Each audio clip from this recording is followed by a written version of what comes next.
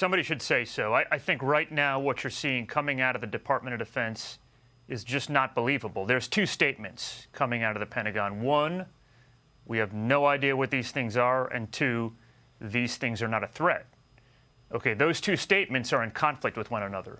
If you know they're not a threat, then you know what they are.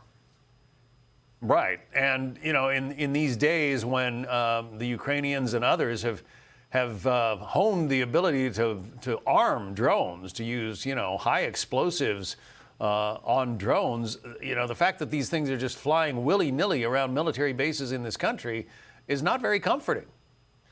No, it's not. The unsettling mystery of the unidentified drones in New Jersey continues to dominate public concern, with strange aircraft seen buzzing over neighborhoods, military bases, and critical infrastructure. Experts and residents alike are demanding answers. The government's conflicting and vague statements have done little to reassure anyone. You can't say on the one hand, you have nothing to worry about, we have no evidence that this is a foreign power or nefarious, and at the same time, you're not telling us exactly what is over the skies of the Garden State. Good morning. Great to be with you. And you're absolutely right. I mean, that's the frustration, I think, right up into President Trump as he says, listen, if they're not ours, shoot them down. Right. I mean, if this was a national security drill, we miserably failed. You know, drone technology is emerging so much faster, particularly in the defense field. And it's a matter of national security. And it's a matter of public safety here in New Jersey, right? Sheriff Sean Golden's frustrations echo what many feel, that this is both a public safety issue and a national security problem. The fact that these drones evade detection while appearing so sophisticated raises chilling questions. What's worse is that the government, despite its resources, seems paralyzed to act.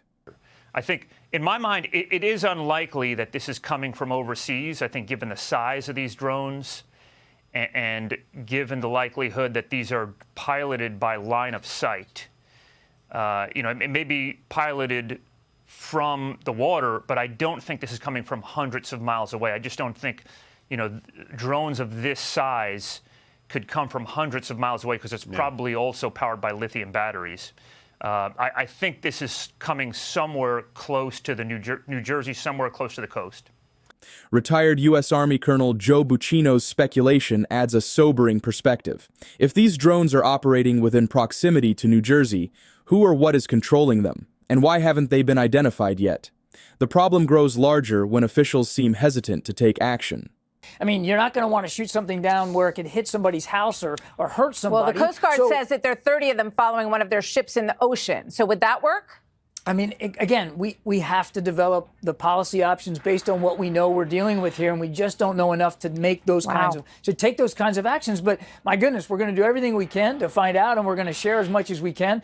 Federal officials like John Kirby insist that they are working hard to get answers. Yet their reluctance to act has left many uneasy. The Coast Guard's experience, being followed by a swarm of drones, only intensifies concerns that these are not random hobbyist devices. They didn't look or sound or act like planes. Like, they kind of put your spidey senses up. You're looking in the sky and you see a plane all the time. You know what a plane is. You know what it sounds like. You know the speed. Your brain clocks that without thinking twice. And this was just weird. It was acting weird. For witnesses like Lucy Biggers, the phenomenon feels surreal and undeniable.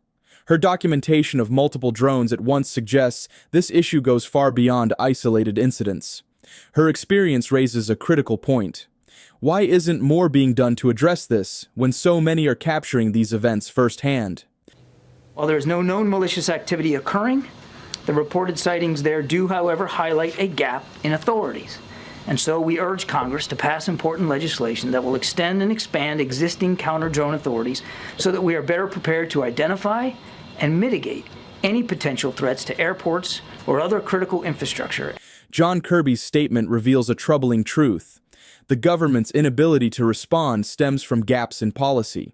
But as officials call on Congress for more authority, residents are left to wonder how such gaps could still exist in a country with one of the world's most advanced defense systems. China has 80% of all the drones, and you say they are almost 100% of these parts are Chinese. So they can control if we want to use these as weaponry or anything, right? Yeah, this is the biggest concern. What are we doing not manufacturing our own drones in this country, not developing our own counter-UAS systems, and really spreading this out throughout our country? Our students who graduate with a 2-year degree now make $100,000 a year to start in this business. So it's a good business, it's lucrative, but we need to control our destiny.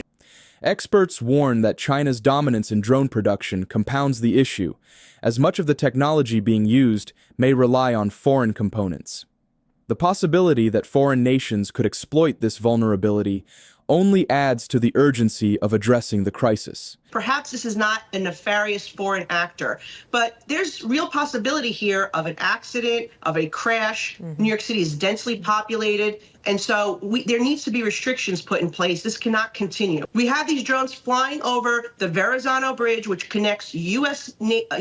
Coast Guard base Fort Wadsworth in Staten Island, and then the U.S. Army installation in Fort Hamilton in Brooklyn. And these things are flying over like nothing. The concerns about potential accidents or worse only add to the pressure for action.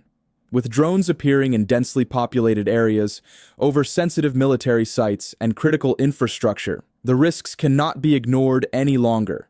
The longer officials hesitate, the greater the chance of an incident that no one can explain away.